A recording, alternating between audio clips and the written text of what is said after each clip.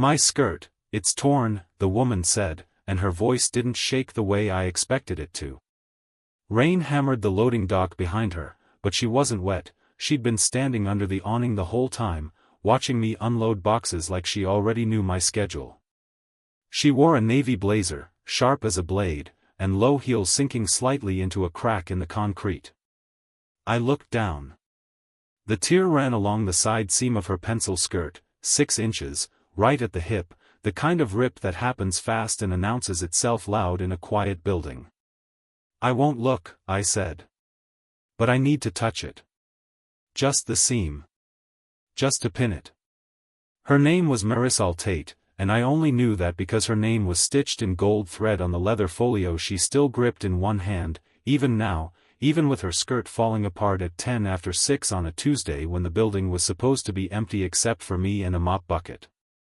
I was the night janitor. Floor 4, accounting, was usually dark by 5:30. She wasn't supposed to be there. I wasn't supposed to be talking to her like this, close enough to smell rain on wool, close enough to see that her hands, when she finally lowered the folio, were trembling in a way that had nothing to do with the cold.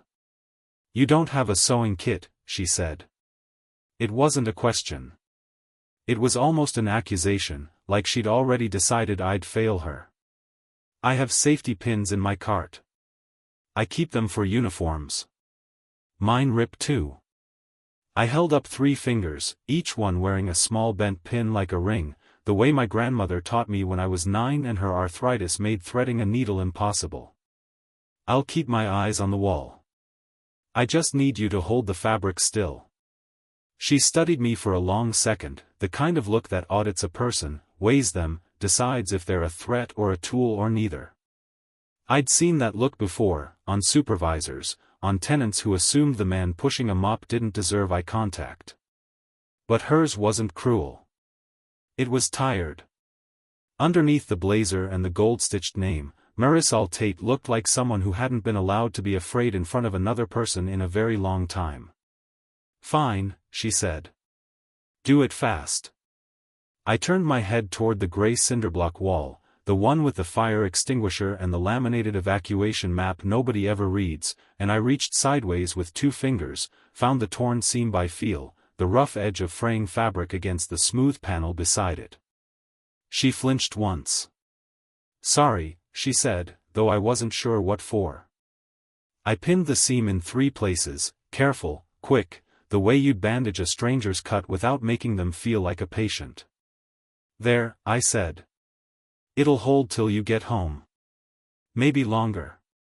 She didn't move away right away. That was the first thing that didn't add up. She should have thanked me and walked, the way people like her always did, the elevator already calling them somewhere more important. Instead she stood there in the dim hallway light, holding her folio against her chest like it was the only solid thing left in the building. "Why didn't you ask me anything?" she said. Most people would have asked why I was still here.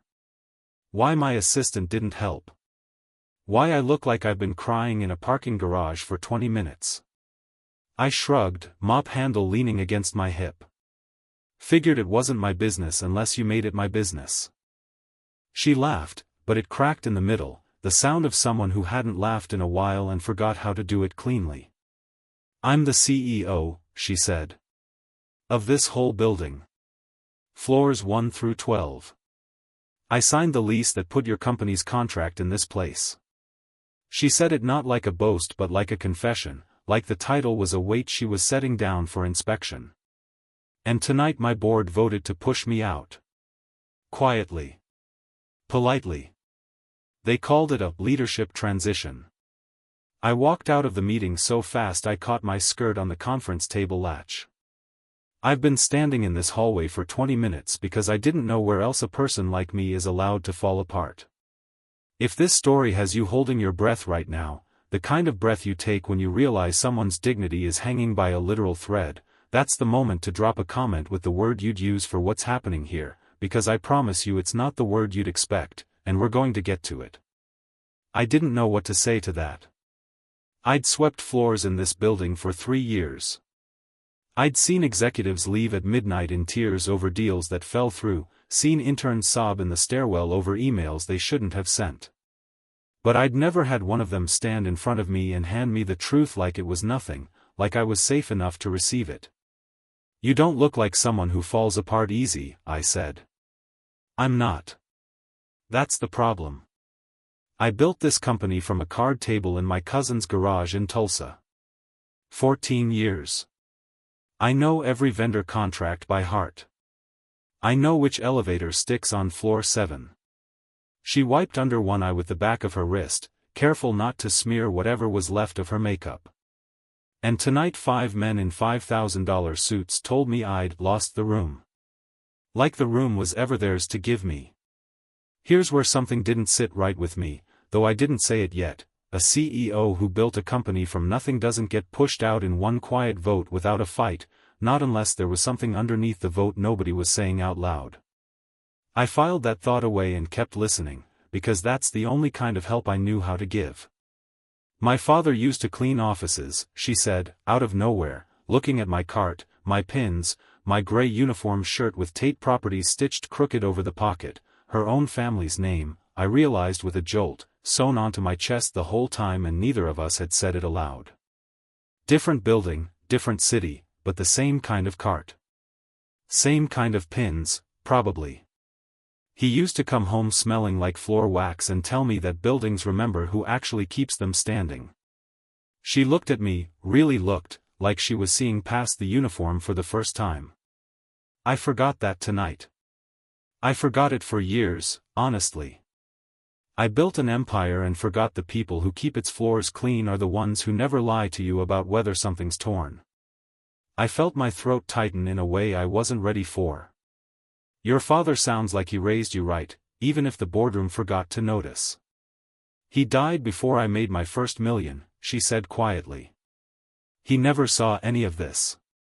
Sometimes I think that's the only reason I kept going, so some part of him would have something to be proud of, even from wherever he is now." She straightened then, rolled her shoulders back, the posture of someone deciding, in real time, to be okay. "You know what's strange? I came down here tonight to fire someone. Floor 4, an accounts manager who's been skimming vendor invoices for months, found it myself, 3 nights ago, going through old contracts I should have trusted my staff to handle. I was going to confront him before the board meeting, lost my nerve, went to the meeting instead, and that's where they got me first. Funny how cowards always move faster than you do. That was the second thread, and it untangled the first one clean. The board hadn't pushed her out over nothing. Someone on that floor, someone connected to the skimming, had gotten to the board before she could expose them, framed her hesitation as instability, turned her own caution into the excuse they needed. She hadn't lost the room. The room had been stolen out from under her by the very person she'd come downstairs to catch. "You should tell them that," I said. "Tonight. Before it's signed anywhere." She looked at me like I'd handed her back something she'd misplaced. "I have the documents in this folio," she said, lifting it slightly. "I've had them the whole time. I just didn't think anyone would believe me over 5 men who'd already made up their minds." Her hands had stopped shaking. "But you believed me in under 10 minutes, and you don't even work for me." "Not really. Not in the way that matters." "I think I do, actually," I said. "Just not the floor you expected." She almost smiled. Then she turned, pinned skirt and all, and walked back toward the elevator with a different posture than the one she'd walked in with, spine straight, folio held like a verdict instead of a confession. Before the doors closed, she looked back at me. "What's your name?" "Theo," I said. "Theo Banner." "Theo," she repeated, like she was filing it somewhere permanent. "I'll remember the floors you keep standing." I didn't see her again that night. I finished my rounds, emptied the bins on 6, locked the supply closet at 1 in the morning the way I always did. But 3 days later there was an envelope taped to my cart with my name on it in handwriting that matched the gold thread on her folio, not money, which I half expected and would have refused, but a single index card. On it, "The accounts manager resigned this morning." The board reversed its vote. Thank you for not looking away from what was true, even when you weren't allowed to look at all. Underneath, smaller, floor 4 needed someone who tells the truth about torn things. So does the 12th floor, if you're willing to climb. I still keep that card folded in my uniform pocket, soft at the edges now from being carried so long. I never did become an accounts manager, and I never wanted to. What I wanted was simpler, and I got it anyway, to be trusted by someone who had every reason left in the world not to trust anyone again. If this story moved something in you, that strange, quiet ache of being seen by a stranger when you least expect it, tell me in the comments what that feeling is for you, because I think we all have a word for it, even if we don't say it out loud often. Before you go, I want one more thing from you. Drop the single word or phrase that this story left you with, not kindness, not trust, something more specific, something only this story could have given you. I have a feeling you already know what it is.